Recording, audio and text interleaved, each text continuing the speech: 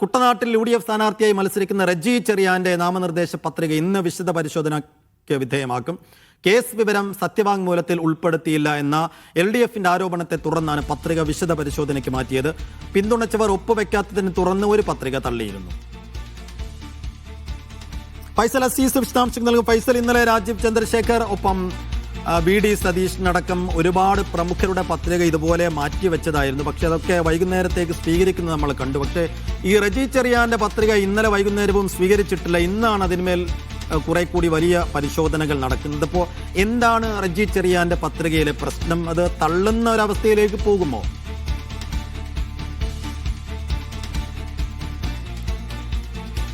സൈഫുദ്ദീൻ, ഏതായാലും ഇന്ന് രാവിലെ 10 മണിയോടുകൂടിയാണ് റജി ചെറിയാന്റെ പത്രിക ഒന്നുകൂടി വിശദമായി പരിശോധിക്കുന്നത്. അദ്ദേഹം 3 സെറ്റ് പത്രികയാണ് നൽകിയത്. അതിൽ ഒരു സെറ്റ് പിന്തുണച്ചവർ ഒപ്പുവെക്കാത്തതിനെ തുടർന്ന് ഇന്നലെ തള്ളുകയും ചെയ്തിരുന്നു. അതിന് തൊട്ടു പിന്നാലെ രണ്ടാമത്തെ സെറ്റ് പരിശോധിക്കുന്നതിനിടയിലാണ് മറ്റ് പാർട്ടികൾ, അതായത് അദ്ദേഹത്തിന്റെ എതിർ പാർട്ടികളിലുള്ള അവർ ഇത്തരത്തിലൊരു പരാതി ഉന്നയിക്കുന്നത്. അതായത് അദ്ദേഹത്തിനെതിരെ 2 കേസുകളുണ്ട്. അതിൽ ഒരു കേസ് മാത്രമാണ് സത്യവാങ്മൂലത്തിൽ ഉൾപ്പെടുത്തിയിരിക്കുന്നത്. മറ്റൊരു കേസിന്റെ വിശദാംശങ്ങൾ ഉൾപ്പെടുത്തിയിട്ടില്ല എന്നുള്ളൊരു പരാതി ഉന്നയിക്കുന്നത്. അതിന് തൊട്ടു പിന്നാലെയാണ് ഇത് വിശദമായ പരിശോധനയ്ക്കായി വരണാധികാരി ഇന്നത്തേക്ക് മാറ്റിവെക്കുന്നത്. ഇന്ന് രാവിലെ 10 മണിയോടുകൂടി വീണ്ടും അദ്ദേഹത്തിന്റെ നാമനിർദ്ദേശ പത്രിക വിശദമായി പരിശോധിക്കും. അതിനുശേഷം വരണാധികാരി അതിന്റെ ഹിയറിംഗും അതിന്റെ സൂക്ഷ്മ പരിശോധനയും ആ കേസിനുമായി ബന്ധപ്പെട്ട ഹിയറിംഗും അതുപോലെ ഈ കേസുമായി ബന്ധപ്പെട്ടുകൊണ്ടുള്ള കാര്യങ്ങളൊക്കെ തന്നെയും റജി ചെറിയാനോട് ഹാജരാകാനും അതുപോലെ ആ കാര്യങ്ങളൊക്കെ തന്നെയും സമർപ്പിക്കാനും ആവശ്യപ്പെട്ടിട്ടുണ്ട്.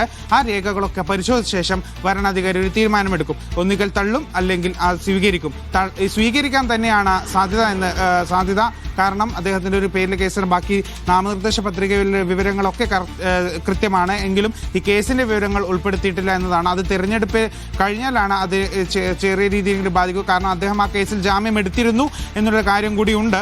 ആ കേസ് ഇപ്പോഴും ജാമ്യം എടുത്തിരുന്നെങ്കിലും ആ കേസ് ഇപ്പോൾ നിലനിൽക്കുന്നതാണ്. അത് സത്യവാങ്മൂലത്തിൽ കാണിച്ചിട്ടില്ല എന്നാണ് എതിർ പാർട്ടിക്കാരൊക്കെ പറയുന്നത്. ഇന്ന് ആ എതിർ പാർട്ടിക്കാരും അത് ഈ വിശദ പരിശോധനയ്ക്ക് ഇവിടെ എത്തും, കളക്ടറേറ്റിലെത്തും. അവരും സമാനമായി ഈ പരാതി ഒന്നുകൂടി ഉന്നയിക്കും. അതിനുശേഷം വിശദമായ ഹിയറിംഗും വിശദമായ പരിശോധനയ്ക്ക് ശേഷമായിരിക്കും പത്രിക തള്ളുകയോ അല്ലെങ്കിൽ പത്രിക കൊള്ളുകയോ ചെയ്യുക.